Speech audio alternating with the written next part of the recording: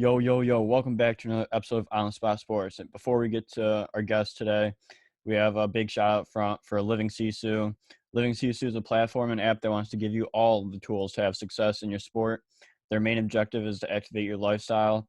So it's for active people. Enjoy discounts at companies like BioSteel, 30% off, Body Logics, the Goalie Guild, all his books are discounted. Roan, Lululemon for men, 20% off. Online stretching programs with Eccentrics, 1 full month free. They got super silent massage guns, 20% off those.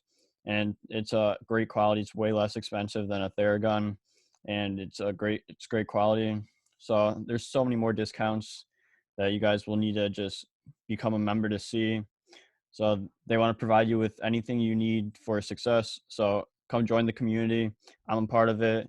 A bunch of other athletes are a part of it. So it's free to join. It takes 20 seconds to get exclusive offers to your sport, and it's definitely worth it. So do us a huge favor and go sign up for Living Sisu's membership. It's free, takes 20 seconds. So go do it, and we'll see you there. Living Sisu is a great company. We know one of the co-founders, Zach Fricali. He's a great guy. He's the co-founder. He does a lot of live streams on Instagram at Living Sisu, and with a bunch of elite athletes, and you learn a lot from like the athletes' determination, their resiliency, everything to what made them become successful. So it's been a great experience so far. So go on. I'm gonna leave the link in the description. So go sign up. Yo, welcome back to another episode of On the Spot Sports. I'm Jack. In today's episode, we are joined by a very special guest, current professional hockey player Bushbacher. Phil is currently playing overseas in France for tours in France too, and has played there for 2 seasons now. This will be Phil's 9th season of pro hockey.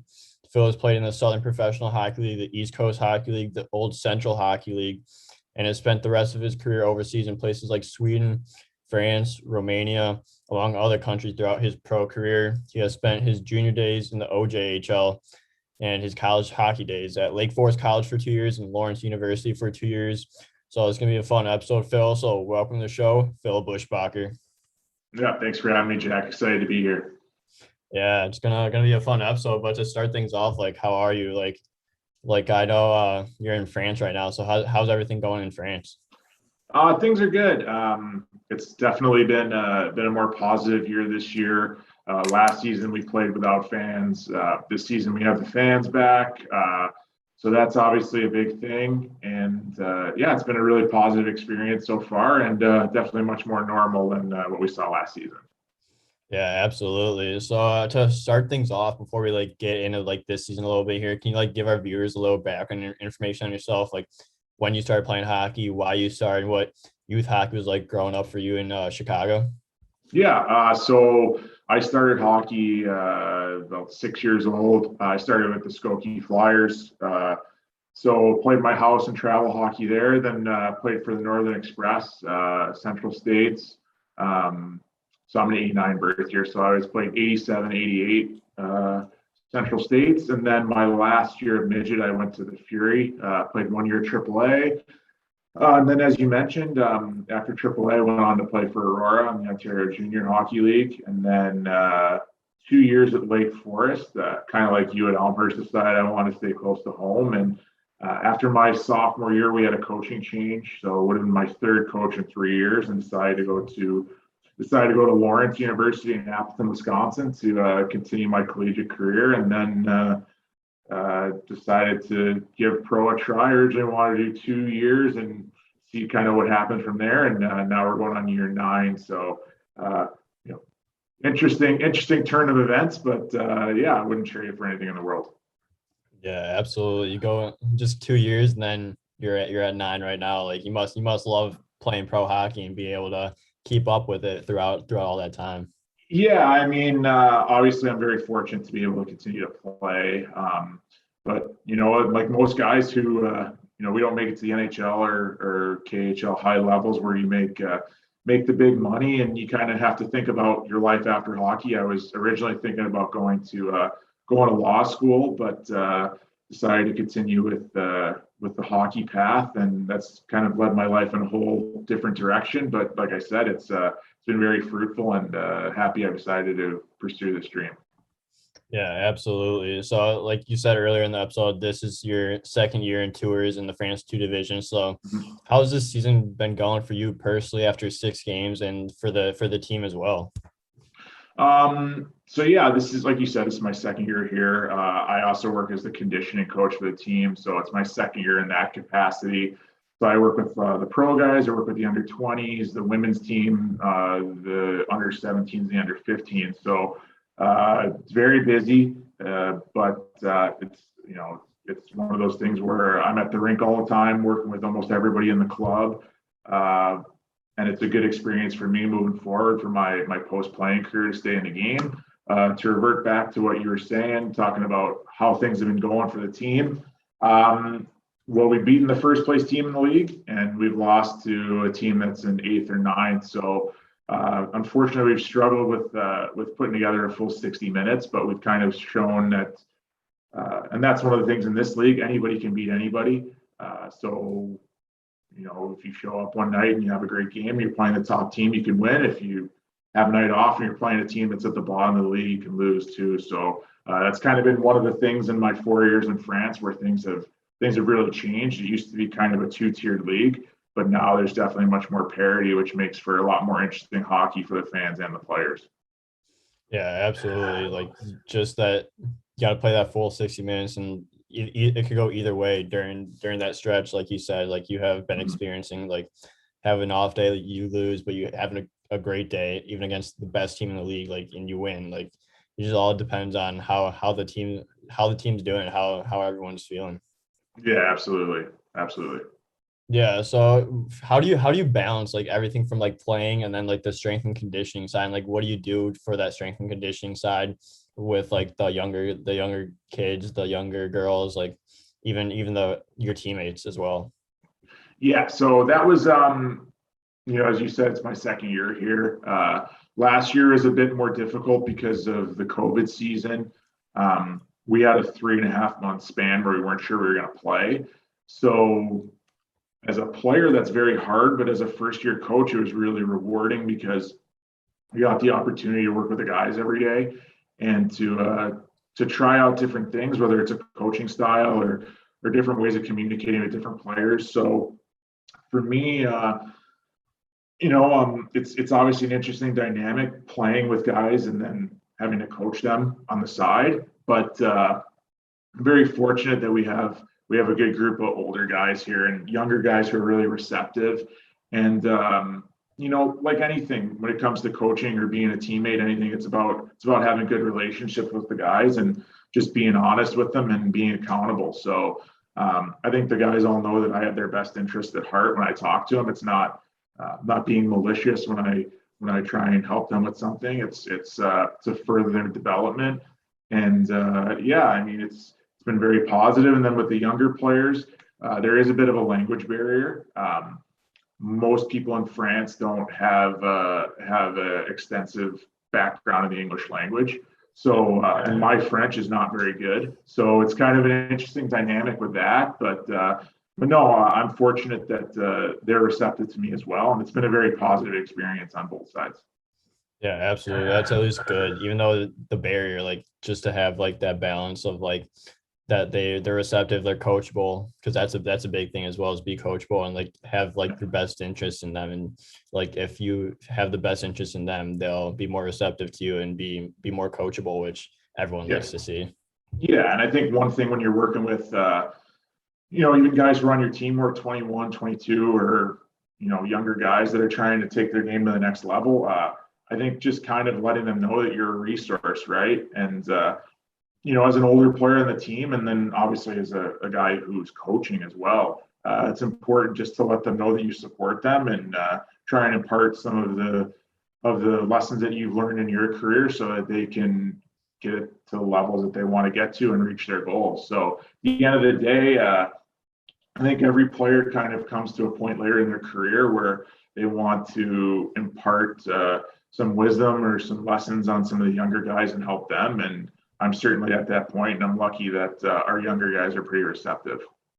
Yeah, absolutely. That's a great feeling. But like going into the season a little bit here, like how's it being back with playing with fans and like not having or like having like a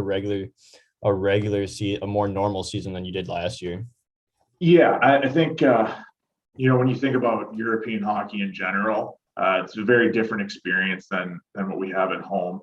Obviously, the fans and everything at home are great, but it's different when we have fans who are banging the drum all game long or singing and stuff like that. So that's kind of part of the experience that makes it fun over here is that it's different. Um, for me personally, last year for me wasn't as difficult as it was for some of the other guys playing in empty stadiums. Not to knock anything, but when you play D3 or you play Tier 2 Junior A in markets like Toronto, like you get used to not having fans at all the games. But Yeah. it definitely is a unique scenario when you're doing warm up for a professional hockey game and there's nobody in the building. There's some emotion that is definitely taken out of it, but I would say that last season it was still pretty intense. A lot of the guys were well aware of the fact that we were one of the few leagues that actually got to play, and I think guys were pretty happy with that. But like you said, it's so much better with fans in the building, and you don't realize when you're on the ice how much that those people really impact the game. Even things like you have a scoring chance. When there's nobody in the building, like there's not that excitement as opposed to when a guy's on a breakaway, you can hear everybody kind of getting fired up. So it definitely adds a different element to it, and it's very positive that we're able to have that again this year. Yeah, absolutely. So going to the fans, like what's the fan atmosphere like in France and just being overseas and just like you have like that soccer style crowd, like a lot of people describe, and just being everyone's energetic, like you said, banging the drums, like whatever, just firing everyone up within the arena. Yeah, I think in France, we're France 2 Division 1 here.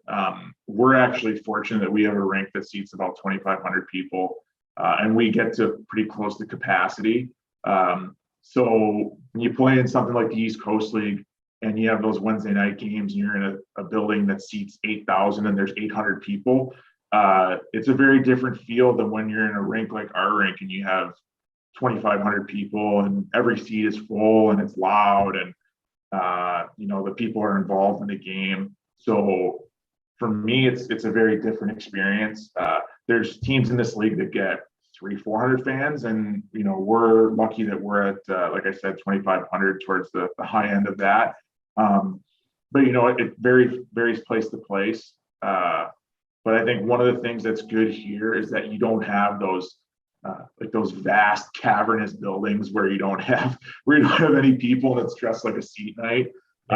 So that kind of adds some excitement when you look into the crowd and it's full and it's lively and people are kind of involved in what's going on. Yeah, absolutely. It's fun to play in those environments and just because like you said, like breakaways, like you hear everyone getting fired up.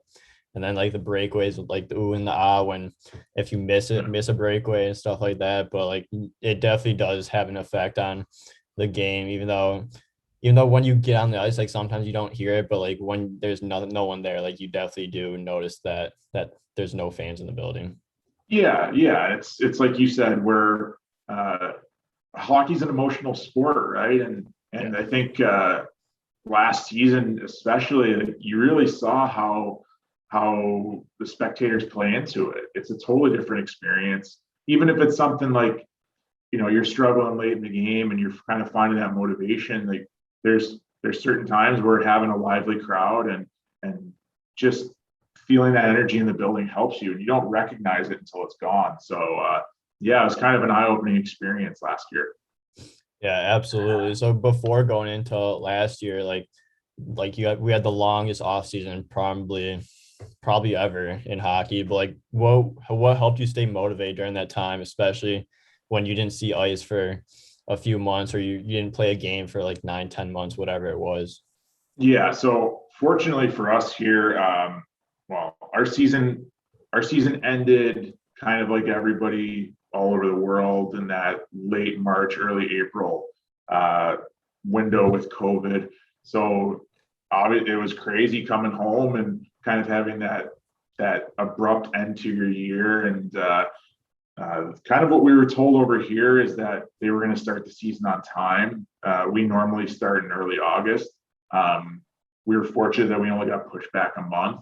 So when I originally got here last year, we had fans in September for preseason games. It was half capacity, all those things. Then the situation got worse again over here in France. So we actually played 3 regular season games if it was normal. And then from there, they went back on the full lockdown for 3 months, and we weren't sure if we were going to play. We were told that if we weren't going to have fans, that the teams couldn't sustain what was going on. And obviously a lot of uncertainty in that regard. We were lucky that the French government and the French Ice Hockey Federation were able to reach an agreement where both us and the top league, which is the League Magnus, were able to play without fans. We had all of our games were able to be shown on YouTube and stuff like that to provide some visibility for our sponsors so that they could kind of keep that aspect going to help sustain our club. And there were some other things provided by the French government and the federation to ensure that the clubs didn't take on. Well, of course, there was some economic impacts when you don't have people in the building, but kind of to lessen the damage so that we could at least have some element of a season. So, like I said, it was crazy. It was kind of surreal not knowing what's going to go on day to day. And when you're in these long periods where we were playing exhibition games where there's no fans and we're hoping there's going to be a season, and then you're hearing there's not going to be a season, then we might play in a month. And, it was definitely a situation I hope we never see again, but it could have been a lot worse for sure. Yeah, absolutely. But at least everyone was trying to do everything they can to get that season in and just be able to find ways to not have all the teams fold could have happened because the economic point of view of it. Yeah. But just to get everyone to at least play a shorter season. Yeah, and if you follow minor league hockey last year, it's even seen in the American Hockey League level where teams didn't play, and the East Coast League, I think, there was a number of teams, maybe 8 or 9 teams that didn't play, and in the Southern Professional League as well. So the fact that every team in our league was able to play, and it was a shortened year, but like I said, the fact that you're able to get games and to have at least a season on paper and something to look forward to, and some element of, okay, things are hard, but we get to go to the rink, we get to practice, we get to play, and you at least have something to look forward to, as opposed to that, that situation that most of the world was in where, you're locked up at home and, you're working from your computer. At least we got to do what we love. So like I said, could have been a lot worse. Yeah, absolutely. So throughout all this that happens, what's the biggest thing you took away from everything that's happened? Just be able to not take hockey for granted like a lot of people were before, but just not be able to take it for granted, just be in the moment. Yeah, I think that's something that not only when you're in a situation like all of us were in with the pandemic, but as you get older in your career, you start to realize you don't necessarily know how many days you have left, right? So for me, I'm 32. The reality is I'm on the back half of my career, if not the last few years. So when you're younger, you kind of think you'll play forever, and you assume that there will always be this and there will always be another season and this and that. And as you get older, you understand that things are starting to, your opportunities are dwindling, whether that's to win a championship or to do whatever. And you start to cherish those moments even more, even the day to day of being around the rink, being around the guys, just preparing for games, bus trips, things that you don't think you would ever really appreciate, 15-hour road trips and stuff like that. You start to realize, these are really good moments. And it was good to add some perspective. And I think that's kind of a combination of aging and the global situation. But no, that was something last year that definitely struck me. Yeah, absolutely. I love how you learned that, and just because like you got to be in the moment because you never, like you said, like you're on the back end of your career. Like you never know how many more championships you could win, how many more days you got left before your career's over. Just you got to cherish all those memories. Like even like the stories, like in the locker room, the talks in the locker room, the bus rides, like you're going to cherish those memories forever. Yeah, and even the days when it's hard, where you come to the rink and you're a little bit sore, or you're banged up from the game before, or whatever. Like you start to realize that one day you're going to miss those things, and I don't want to say you start to like it because I don't think you'd be normal if you start to like that stuff. But you kind of you start to get a kind of a feeling that you're going to miss it one day, and that you're just happy where you're at. Yeah, absolutely. So then you go into training this summer. So like how excited were you for this season coming up, especially since it seemed to be like a more normal season, just like everything that you're able to do from your coaching and strength and conditioning perspective, and then your summer training for this season as well. Yeah, I think one of the biggest things is last year when I first took this job, and just thinking about training, like nobody had access to a gym, right? Yeah. So you get your new strength and conditioning coach, and you're told to make a plan for guys, and none of them have access to a gym, right? So you can't really implement what you want to do. So this summer was kind of the first summer where I felt like I had ownership of what I was doing, and I was able to put more of what I wanted to do in place, and have a full summer to make sure that we're able to train the right way, and just prepare to play hockey games. Like the reality of it is, last year we weren't sure if we were even going to go off, we were going to play. So in the back of your mind, you're always thinking, well, if we don't play, or if we have to do this for another month, or if we don't play till January, what do I want to do? At least with this, there was a timeline, and it was it went off the way we thought it was going to go off, with relatively few adjustments to the schedule. So from my aspect, it was great, and was able to train with a lot of the guys back home. I think you've had Evan Mosey on your show. He's a good friend of mine. But Evan and I, we trained together during the summer, both on the ice and in the gym. And it was good to have him around, and get to hang out with your buddies and go and work out and skate and coach and do all those things. So it kind of like reinvigorates you to do your day to day. So this summer was awesome. It was definitely refreshing after the one we had prior. Yeah, absolutely. And just the summer training is like always fun because you're with the boys that you've been training with for how many years, and just being home. The charity tournaments, I play with you in a charity tournament this year. Just all the charity tournaments, and just summer skates with the boys. Like that's what makes it fun and worth every time you skate on the ice. Like just make those memories. Yeah, for sure. And I think that's one thing. I don't think we never realized how much we miss just those little things day to day of hockey, and any sport really, is just that camaraderie of, even during the summer, like you're on the ice, you're competing with the guys, you're trying to get better. There's something pure about it, right? And regardless of what sport you play, you're drawn to that. There's I don't want to sound like too romantic about it, but it's awesome. It's one of the best things about being an athlete is you get to come and be around people who are like you and want to get better and want to improve, and share your passion for the sport. So when you don't have that, it feels like part of you is missing. So this summer, I think everybody was happy just to get back and do the things they used to do, and they appreciate it a lot more. Yeah, for sure. So then going into your prior seasons a little bit here, you played in Germany for quite a bit for the last 4 years, and you also took trips in Sweden and Romania. So like, what were those trips to Sweden and Romania like, and just being able to travel the world and travel to different countries a little bit?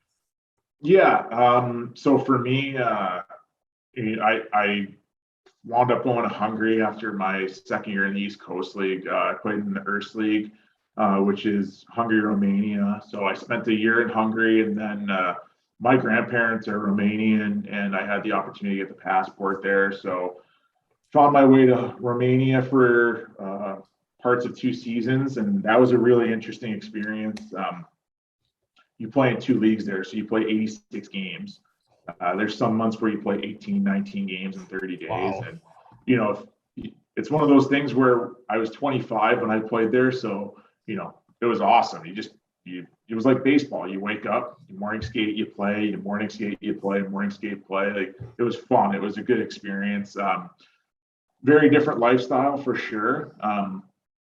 But I'm one of those people. I've always said, like, you have to appreciate where you are, and there's good and bad everywhere. And for me, it was kind of cool to see Eastern Europe and kind of experience some of those places. And some of them were beautiful. Like, Budapest is one of the most beautiful places I've ever been. And my time in Romania, we were able to win the Romanian Cup, which is a great experience, and met a lot of great friends. So that was really cool. And then I spent half the year in Sweden. I think it was probably four or 5 years ago now. But I went to a team in Division II, which is the fourth league, and I was playing the East Coast League at the time, and I knew the coach there from years prior, and he messaged me and said that their team wanted to move up, and kind of this was a situation, and I unfortunately wasn't playing that much in Fort Wayne at the time, and needed a change of scenery. So figured if I could go for 3.5 months and live in the Arctic Circle and have a cool experience there, why not? And it was interesting to be in a place where you don't see the sun for 3 weeks and it's minus 40 Fahrenheit and there's dog sleds everywhere. But the people were great, and met a lot of really good people there, and we won championships, which is something that you always remember. And yeah, it was looking back on it, probably one of the most positive experiences in my hockey career. And I always wanted to try and use hockey to enrich my life, whether it was getting me into a school that I probably wouldn't have gotten into if I didn't play, or to see the world. So as you mentioned, I've been in a bunch of different places and been able to see a lot of the world just because because of the game. So it's been very positive. Yeah, absolutely. It's like, what was that championship like, and just being on a team where you're good, you're good enough to go all the way to the championship, then you guys end up going all the way, and just like that team camaraderie, like we said earlier, and just like bringing it all together and winning that championship. Yeah, that was kind of a unique situation. So in Sweden, they do the promotion relegation system. So I think the first half of the year they played 14 games. They won all 14.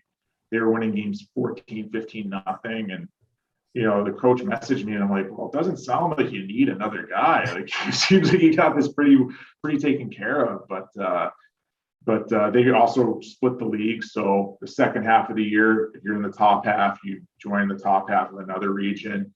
And then teams come down from Division I and also play who are trying to stay in the league, and you're trying to go up. So that team, we didn't lose a game all year. I think the closest game we had was 6-2, and it was hilarious because I think one period we were tied. After first or second period, we're tied with somebody 2-2, and it was like the most stressful situation in the world. And you're like, guys, we haven't lost a game all season. Like, this is normal hockey. Like, it happens in the sport where you're not killing teams. But we were a very good team, and we had guys who played in the SPHL and Allsvenskan, and quite frankly, we're far too good for the level. But it doesn't diminish the fact that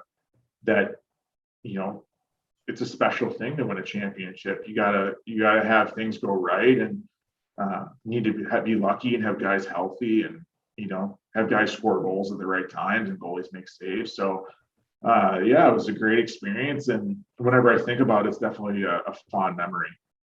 Yeah, for sure. And it's just all about moving up there, it seems like, and just going everywhere, relegated, promoted, like all over. And then that's what makes it fun too, fun and interesting, because you go up divisions, you can go down, and it's just like that. You get that competition, like for variety, I guess you could say, and just that some teams will be really good and like give you a competition, then like some others you're just blowing out 15 rip, like you said. Yeah, and I think that's something we talked about European hockey a little bit, but one of the things in France too, where we have a thing called the French Cup where you could play teams from Division 3, which is the fourth level of pro here, and then the next game you could see a team from the Magnus League like Rouen who plays in the Champions League. So it definitely, there's some games where that if you, especially in that competition, where if you show up and you just play, you're probably going to win. But then the next round, you might see one of the best teams in Europe. So it's always cool to see that. And, I think when you're a player, it keeps it interesting and you get to really have an appreciation for how good the various leagues are. So like my first year here, we played Rouen when they went to the final 16 in the Champions League. They're beating teams from the DEL and Slovak Extra League, Czech Extra League, some of the top leagues, and we're playing against them. It's just one of those things where it's unique and it's not something that we get in the US because we have a closed structure. Yeah. But yeah, it's a cool experience and you get to see some of the national team players and all that type of stuff. And it's just unique and not something that you would see at home at all. Yeah, that's awesome though, because you get to see a little bit of everything, and who doesn't love seeing every little bit of everything and just having to ride the ropes from there. Yeah, exactly.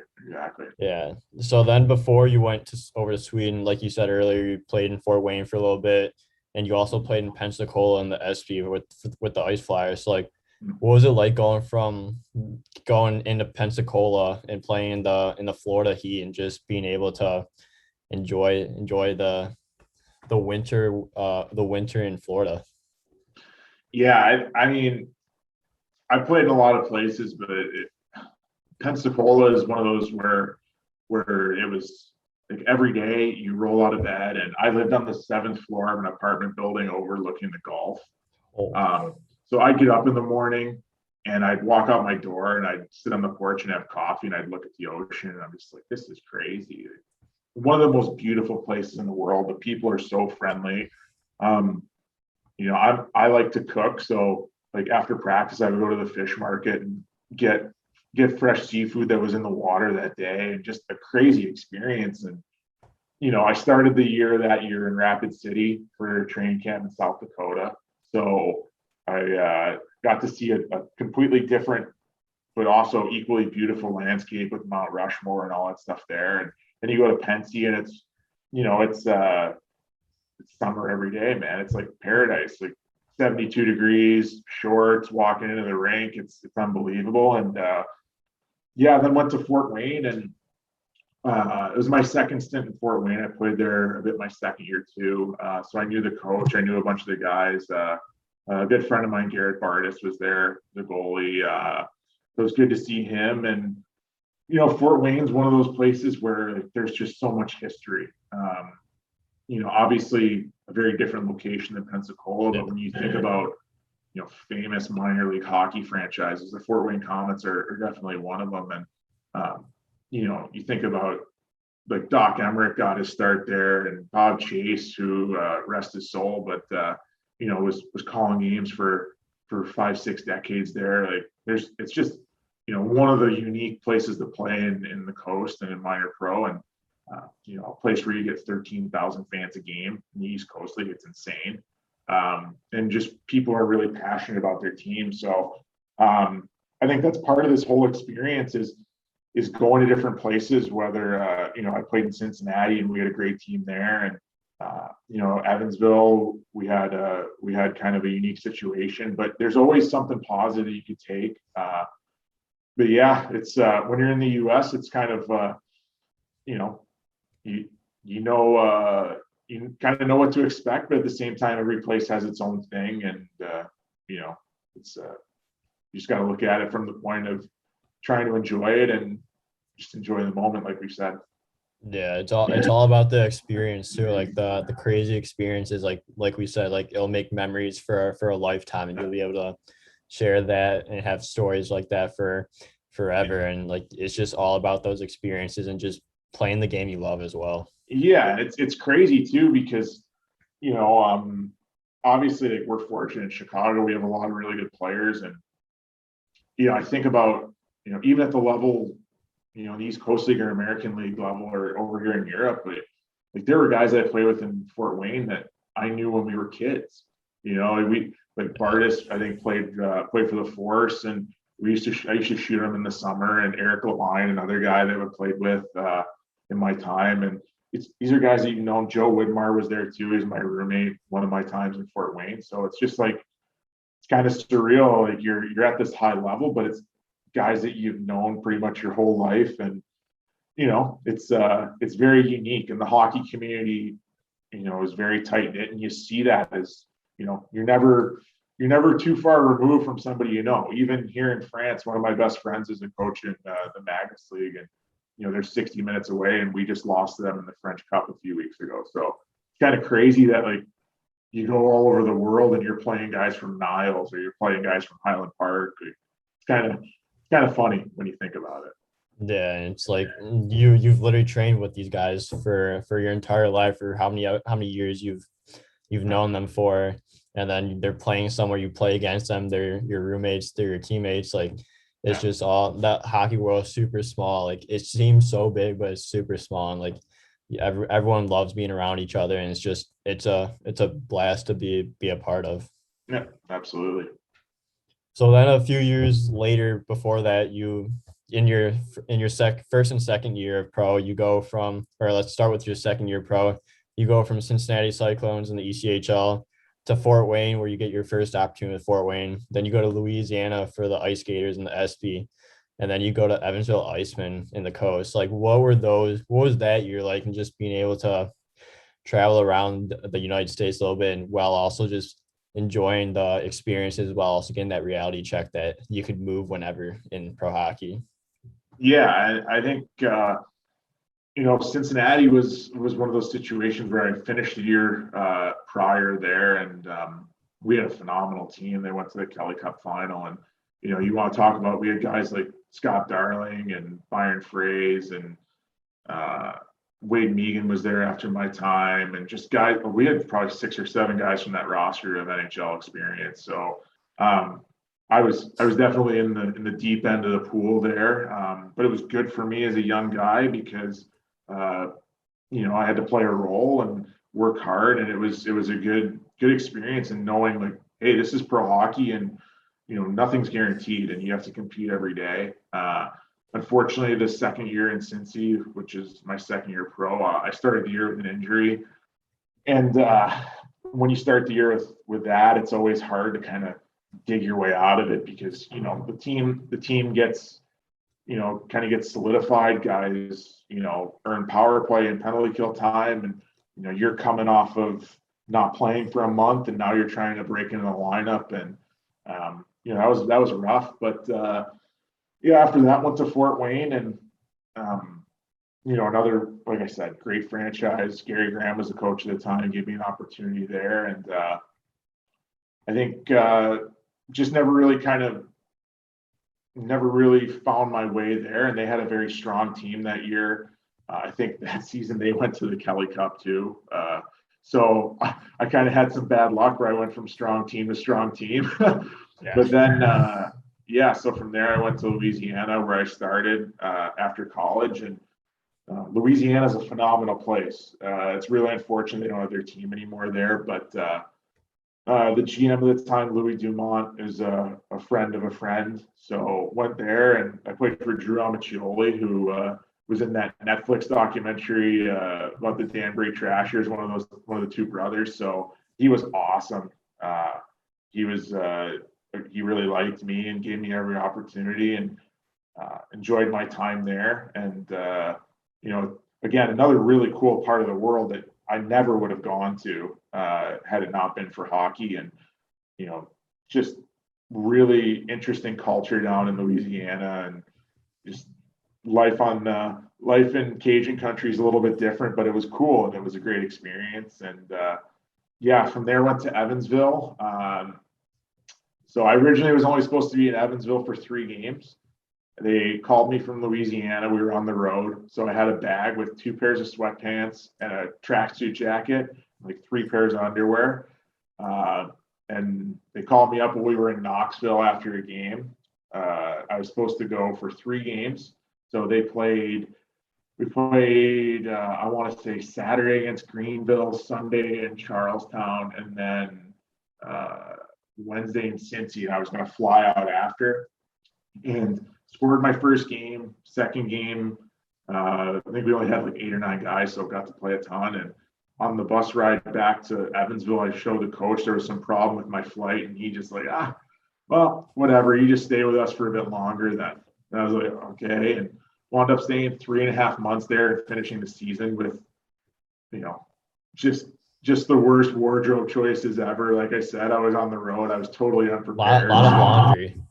Yeah, exactly. So, that was an interesting experience, and I think we set the East Coast League record for most regulation losses that year. So it was a humbling experience playing teams like South Carolina, who I think set an East Coast League record that year with 23 straight wins. And Wow.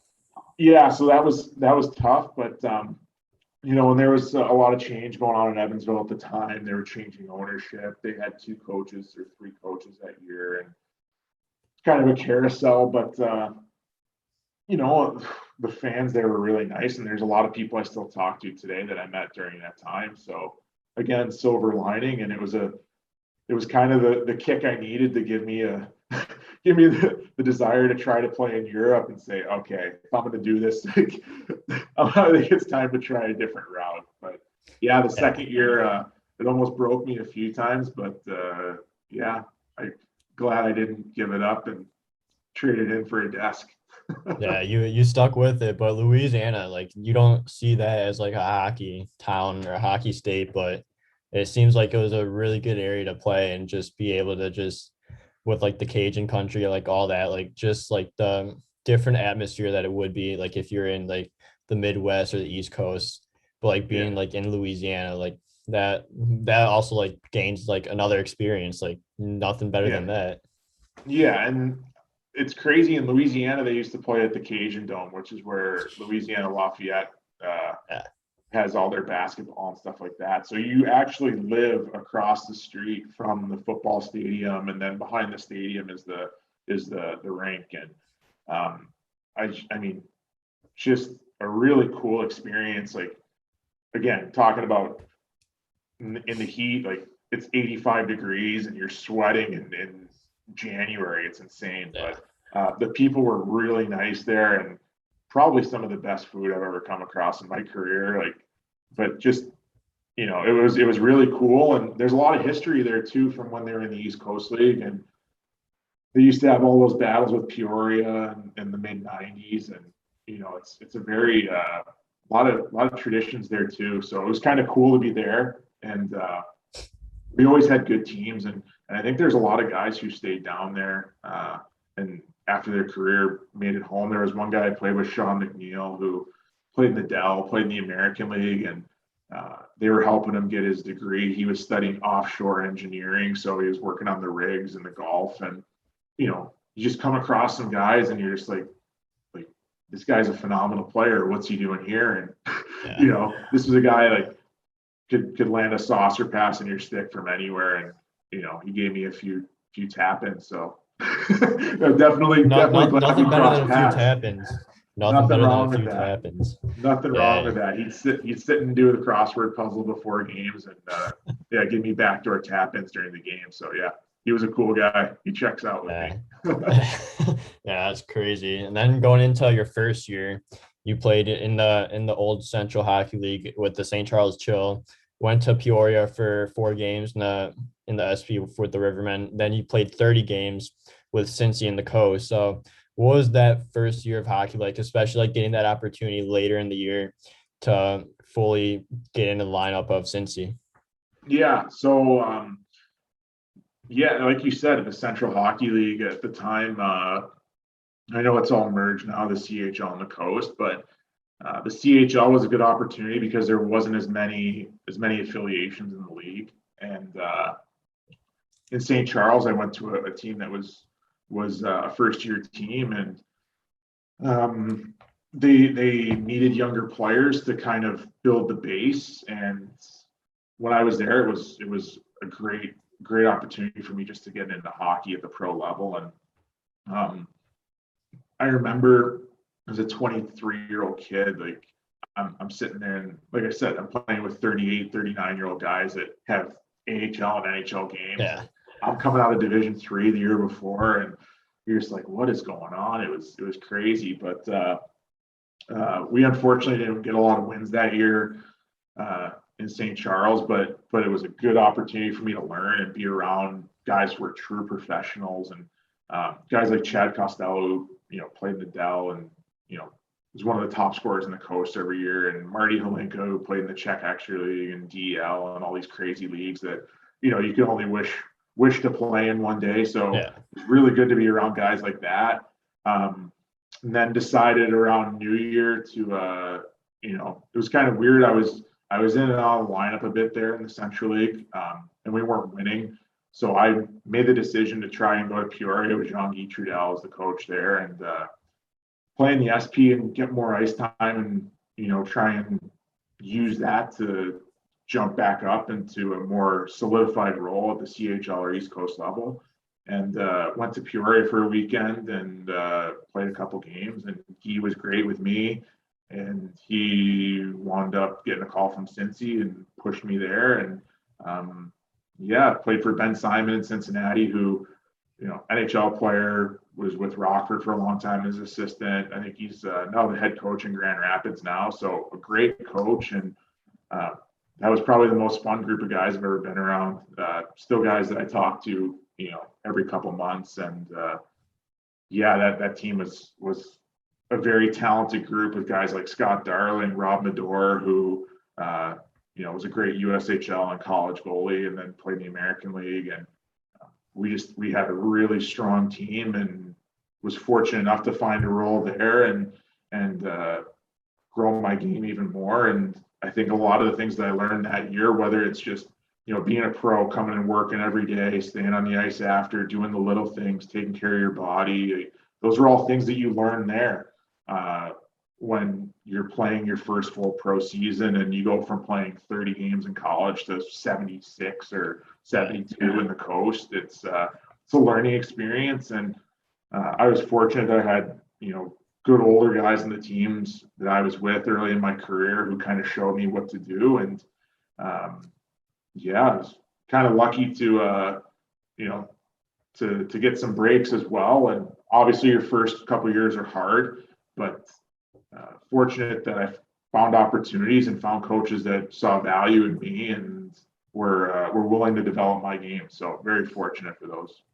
Yeah, absolutely. So like when you're moving around like that often, like what's your mindset like in trying to stay positive, or do you just look at it like it's another refresh opportunity, another opportunity for me to get some games, get some experience under my belt, and try to develop even more as a player?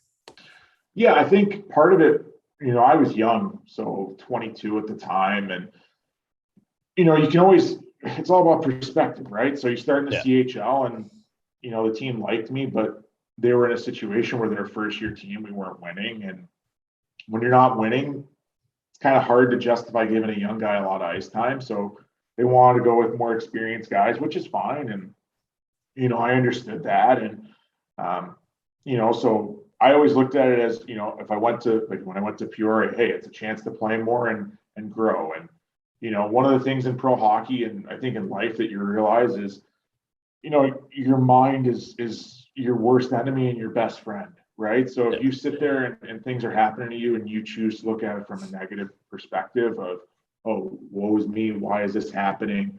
I'm better than this guy, and I deserve this and I deserve that. It just brings negativity to you that you don't need. So being positive and saying, okay, maybe it's not working out here, but the work I'm investing here is going to help me down the road. Whether it's here, whether it's with my next team, there's a game where you're not playing a lot, but you go out and you work hard and you have good shifts and you show that you could be an asset to another team. You never know who's looking, right? So that was something that kind of kept me going through that year of, it was hard, but I always knew that if you continue to work, good things will eventually happen. You just don't know when and where. So was fortunate in my first year to get to the coast, which for a lot of guys from D3 is, it's ambitious, right? And that was that was one of the things at the end of the year where, you kind of review everything and you reflect and you're like, okay, last year at this time I was playing Division III hockey, and now I'm competing with guys with NHL contracts to get in the lineup. And you just got to ground yourself and say, okay, this is where I'm at. This is what's giving me success. This is what I can change, and just keep moving forward. And I think that was one of the biggest things that I learned in my first year is, you can't ride the roller coaster of emotion every day. You just got to show up and control what you can. And I think that resonates with any athlete and pretty much any profession. If you go with a positive mindset and you're willing to work and you just do what you can and control what you can, have a good attitude and put forth an honest effort, things generally work out for you. Yeah, I love that, because like you just use that self-reflection, like reflect like how you got to where you are, like the highest level, and like just continue that success rate and stay positive, not get down on yourself when you do get sent down or get like traded. Like just use that as another opportunity for yourself to get better and get more time. And like you said, and just being able to just keep developing as a player and get to that next level that you want. Yeah, and I think in one of the things a lot of people overlook in North American pro hockey is the fact that you're dealing with affiliations, right? Yeah. So, you're a goalie, so obviously this, but if you're a non-contracted goalie playing the East Coast League or the SP or whatever, it's very hard, and you could play great. Yeah. And the fact is, like, every organization can only have five or six, and that's NHL, AHL, East Coast League. So you could be playing absolutely lights out hockey, but if you're on a double affiliate in the coast, there might not be room for you. You get released. It's day to day at that point, pretty much, because a guy can get sent down, and then you're not contracted, so you get the boot after that. Yeah, and it's and I kind of learned a lot from watching some of the non-contracted goalies that I played with. Of like these guys literally have the axe hanging over their head at all times. Like, they could be playing absolutely lights out hockey. They could be, one of the best goalies in the league. And, a guy in the American League gets sent down, and unfortunately they lose their job. And, it's one of those things, like, you don't know when your next opportunity is going to come. Yeah. And it might not have necessarily been warranted, but now you got to prepare for what's next. Right. And just having that mindset of like, hey, I can't control this. I can't control transactions. I can't control contracts. I can't control injuries. What I can control is just coming to the rink every day, being the type of guy that you want to be around, and just working and just getting better and being an asset to a team. And that's something that, when you're a young kid, I mean, 22 is, to me, 22, 23 is still a young kid. Like, it's very hard to learn, right? Because everybody wants success. And when things don't happen right away, you get frustrated. It's human nature. But you got to take a step back and say, okay, if I'm persistent, I do things the right way, eventually things will start to go in my favor. Yeah, absolutely. Just never know when you could get released or traded. So you just got to make the most out of every opportunity you get and just try to get better every day. Yeah, absolutely. Yeah. So before we go into your junior and college career a little bit here, do you have like a welcome to the pro moment? Like, when you were like, what is going on? Just like when you first started playing pro? Let me see. I think my first bus trip when I left Lawrence, my senior year, spring break, went down to Louisiana. We were playing Huntsville at the time in the playoffs, and that was the lockout year. So I was just happy to be able to get something at the end of the year. So remember, I was an amateur guy, and the way it worked in the SP at the time was you needed 2 injuries before your amateur could play. So I was traveling with the team, practicing with the team, like this is great. This is awesome. So we get on the bus. We lost game 1 at home to Huntsville. We're going to Huntsville, and we leave at midnight. And I remember we stopped at like a gas station. It was like 2 or 3 in the morning. And I woke up for a second. I opened my eyes, and I figured, oh, the bussie's just got to get a coffee or whatever. I woke up and probably 8 or 9 in the morning, and we're still at this gas station. I'm like, what's going on here? Like this is insane. We're supposed to be there by now. We're on the ice at 10. And I remember rolling, like I was in the seats and like crumpled up, and had my pillow over my face, whatever. And I walk out and the bussie's smoking cigarettes outside with his buddy. And the GM, I'm like, what's going on here? And he's like, well, welcome to the Southern League, kid. Bus broke down. We're going to be here for a while. So we wound up spending like 12 hours at a truck stop outside New Orleans. And it was, April or May, so it's hot and sweaty, and you don't want to be on the bus. And I just remember sitting there and, talking to the guys, and just like, wow, this is crazy. Like, this definitely isn't, definitely wasn't what I thought I was getting into. But then 2 days later, we wound up winning in double overtime in Huntsville. 2 guys got injured. We had to play the next day, game 3. That's the 3 series. And the coach came up and he's like, yeah, well, these guys can't play. You're playing.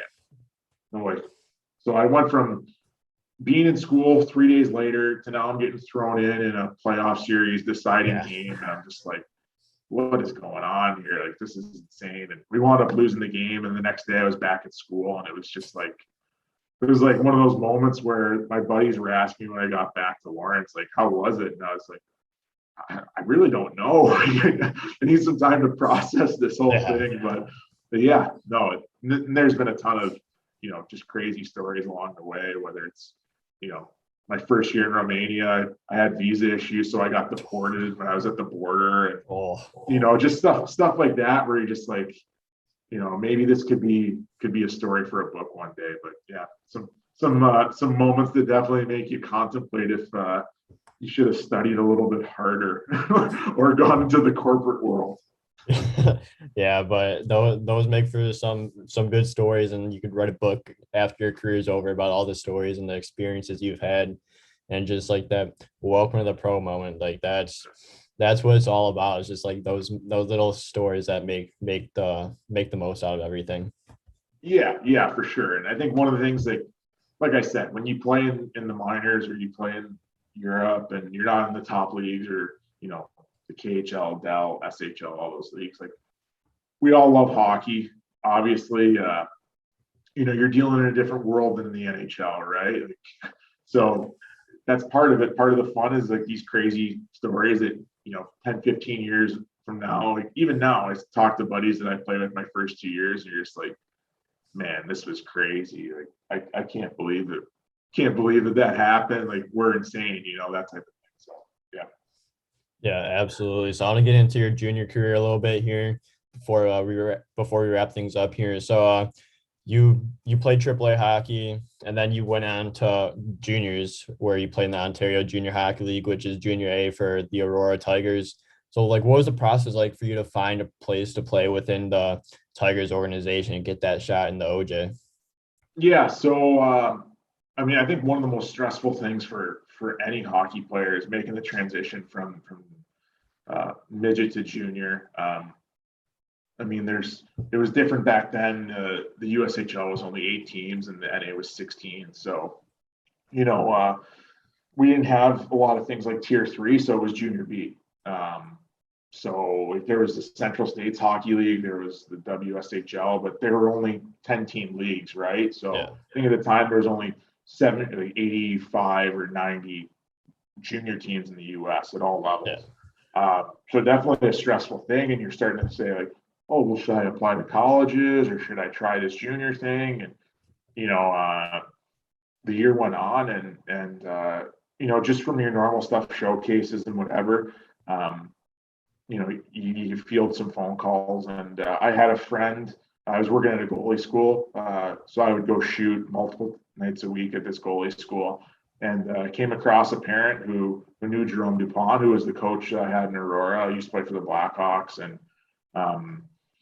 was the coach in Aurora at the time. And they were one of the most successful teams in Canada. They won 2 RBCs, which is the Canadian Junior National Championship. And he made a call to Jerome, and it was March, so our AAA season just ended, and they were finishing up their regular season, going to their playoffs, and just asked me to come up and practice with the team for a few days. And after the first practice, he told me that he wanted to get me signed for next year. And yeah, I was pretty lucky to find an organization like that. It was pretty pain free.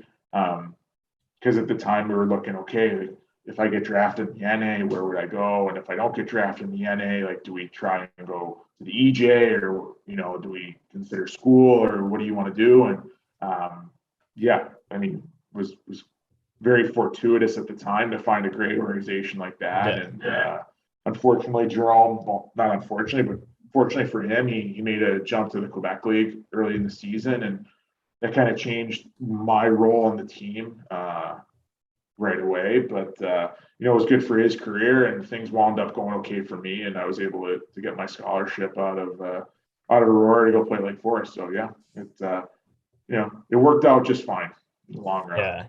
Yeah, absolutely. So then you, like you said, like midget to junior is like a big transition. So what was that transition like, and just trying to fit in and find your role within the organization, the league?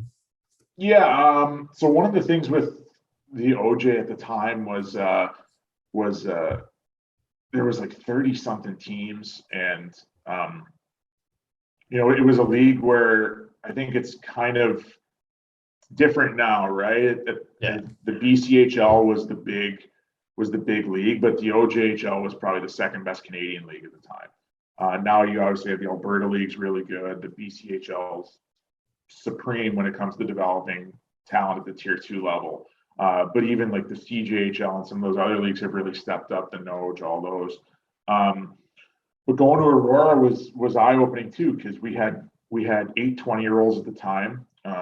So we had 6 of them were committed to Division I schools, and you're talking like Lake Superior State, St. Cloud, good schools, like top schools. Big ones. And then we had some guys that played in the OHL who were 20-year-olds who, obviously, when you get to that level and you played 4 years in the Ontario League, like, you're a very capable player. And unfortunately, most of them were forwards, so I was stuck behind them. So, it was kind of like a third, fourth line guy, just working hard and trying to do what I can in the league. And the way it was then was it was kind of a top-heavy league, so we were very strong in Aurora. There was another team, Kuchiching, who was affiliated with Barrie, that was very strong. Orangeville was strong. Dale Howardchuk was the coach there at the time. And then Huntsville was another team that was really strong, and they were affiliated with Erie. And then there was Oakville, and then Georgetown was another big team with guys like Brandon Peary, who the Hawks had in the second round. And I mean, just some phenomenal players. So it was interesting, because some nights you'd play teams and you'd run them to the ground 8-9-0, and the next night you're playing guys who are second round NHL picks. So it was a wide array of talent, and we were a very strong team. We got eliminated in the second round by Kuchiching, and I think they went to the semifinal of the league. But it was a good experience and very eye-opening to see just the level of some of the guys. There's good players in every league, and even in tier 2, when you have guys who've played in the OHL for 4 years, or guys who are from smaller towns in Ontario, for whatever reason they don't want to leave home. There's some really talented players, and guys who wind up going CIS or U Sports as it's known now. But there's a lot of really talented players, and when you grow up in that U.S. Chicago AAA bubble, you think, okay, there's Chicago, there's Detroit, and then there's New England and all this stuff, and there's good Toronto teams, but you don't realize just how many talented guys there are. That was kind of one of those moments where you're just like, wow, like, I'm pretty lucky to be here, and I just hope I can get an NCAA thing. Like, that'd be phenomenal. So it wound up working out okay, but again, an eye-opening experience. And it was an 18-year-old kid, and I know it's a foreign country. It's about as easy of a transition as you can get, but it is tough being 12 hours from home and those type of things. And it's not only a hockey transition but a life transition. So it was a good experience, and I was fortunate I had good billets and good guys on the team, so that made it pretty easy. Yeah, absolutely. So then you find yourself going into college hockey, where you play NCAA Division III for Lake Forest College for 2 years before going to Lawrence University for your final 2 years. So like what went into picking Lake Forest to be your school to start off your college career with? Yeah, so I played, like you said, 1 year junior, and Lake Forest offered me something pretty early. I think it was January, and I kind of hem and hawed because being a Chicago kid, you're like Lake Forest, like nobody really even knows anything about the program, right? And I mean, you play there when you play the Falcons, and you might play a Thanksgiving tournament there, but nobody really knows like the level of the school and the level of the team and those things. So I talked to the coach after one of our games in January, and he told me that they'd be more than happy to have me. And they brought in a big class, 14, 15 guys. So I was considering trying to do another year junior. I had some conversations with some D1 schools, but nothing concrete. So I didn't necessarily love my year in Aurora from like a hockey perspective. So it was like, well, do you ask for a trade? Do you come back to the States and try and do the NA? Like, what are you going to do? And decided school is the best route. And like I said, it's every time you make a jump in leagues, it's a transition. So talking about AAA to junior, and then you go junior to college, where you're a 19-year-old kid playing against 25-year-olds. This is very, very eye-opening when you go to the first practice and you're used to being a bigger body, and a 25-year-old guy leans on you in the corner, and you're like, oh boy, this could be a long year. but it was good, and I was very lucky. Like, one of the things that actually wound up playing into the decision was, my parents get to see me play every game, and Lake Forest is an excellent school, so kind of saw it as a chance to get a really good education, play high-level hockey, get to be around my family more. So that was the basis for that. And as we mentioned at the beginning of the show, we had Tony Fritz. My first year was a legend. He coached for 40 years at Lake Forest. He's a phenomenal human being. I had Seamus Gregory my second year, who was the guy who recruited me. And then my third year wound up being Ryan McKelvey. But at the time, we weren't sure who the coach was going to be. And it was one of those things, like, I was pretty good in school. So I thought, do I graduate in 3 years? Do I go to another school and try and do something different academically? And I decided to make the jump to go to Lawrence and pursue opportunities there. And continue my hockey and educational endeavors. Yeah, absolutely. So you played in 26 games your freshman year, 25 your sophomore year. So like, what were those 2 years like for you in gaining that experience that you needed from the confidence from your coaches, just as for yourself as well, and just being able to go out there and play at the college level? Yeah, I mean, my first year was tough. I think most freshmen would say that their first year is hard. I only missed one game that year, but you go, and now you're playing third line. You don't play on the power play. You play a bit of penalty kill, but my role at the time was just to work hard and kind of just be a sponge and watch some of the older guys and learn what it takes to be successful. And my second year, I got a chance to play at the top six and play on the power play, and had a really productive season, and led the team in goals and points and all that stuff. So it was one of those things, like, I needed that year to kind of be an apprentice, to learn the league, to learn how to be a good college player, to learn how to balance school and hockey, and the fact that you want to have some level of a social life too. You're a 21-year-old kid, like, that's a very it's an interesting time in your life where you're trying to decide, like, okay, well, what do I want to study? What do I want to do with my life? Like, I want to hang out with my buddies. Like, at the same time, I want to be good at sports, but then, I also want to do good at school. There's all these different things kind of battling for your time. So, it was a good first year to kind of feel all those things out. And then second year kind of took off, and it was a successful college career. Yeah, you got to find that balance between everything, especially in college, and just be able to have some time with your friends, of course, but also do good in school, do good in hockey as well, and just be able to have that like balance between all aspects of the college life. Yeah, exactly. And I think one of the things, like, I always knew I wanted to try professional hockey. So for me, it was one of those things where when I was at school, like, yeah, I was one of those guys that was always a bit more serious. So I never found it that hard to like find the motivation to do extra things, to stay on the ice or Yeah. to go to the gym extra or do any of those things. But when you're a young man or a young woman and you're at school, you're kind of your own boss for the first time. Even in junior, you have billet family, right? So Yeah.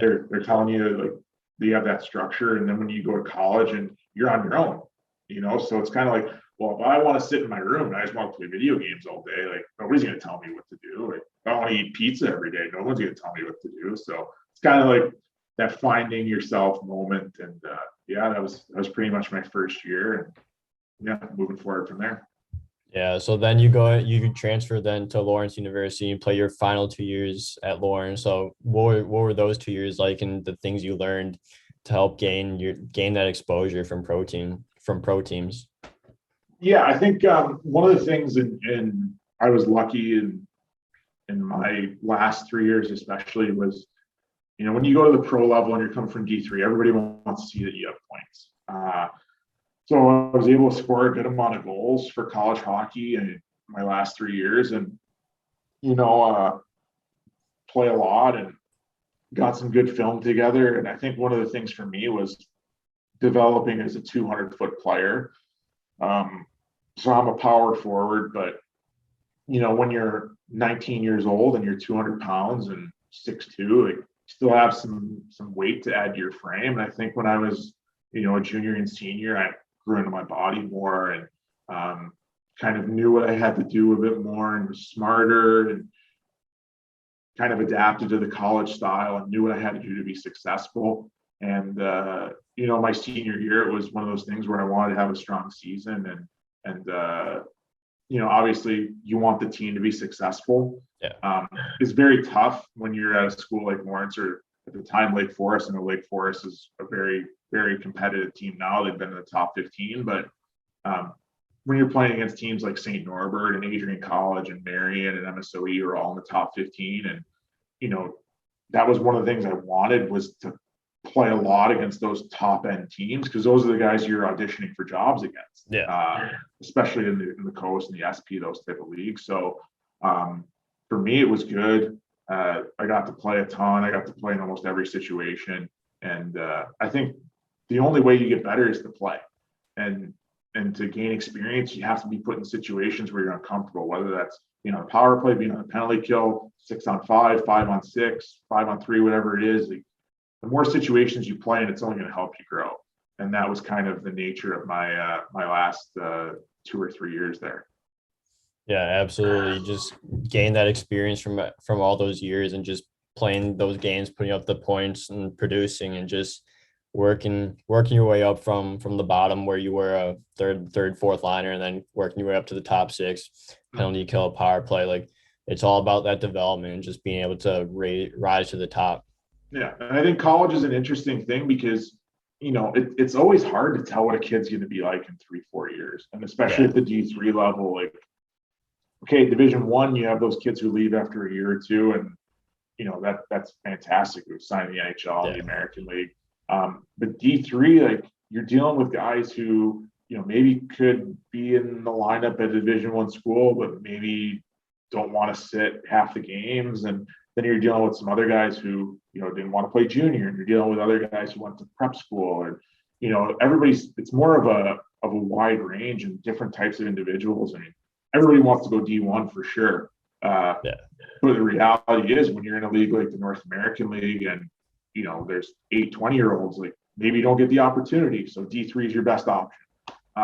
So you deal with some guys who kind of slip through the cracks, and you deal with some guys who want to play at a high level, but are okay going to a great school and being in and out to play NCAA hockey. So, I think I was fortunate to, like I said, to be given the opportunity as I was, and to develop, because it could have gone very differently for me. That's for sure. Yeah, absolutely. But you learn from all those experiences, and so I have a few more questions for you before we wrap Yep. things up here. So, Yep. what's your biggest tip for younger players looking to get to that next level? I think you always have to be honest with yourself. So if I'm a player and I'm playing, I don't know, if it's tier 3 and I want to make it to the North American League, what type of player am I? Right? If I'm a guy who is really good at killing penalties, blocking shots, and face-offs, that's my ticket, right? Like I want to be Yeah. the best at that.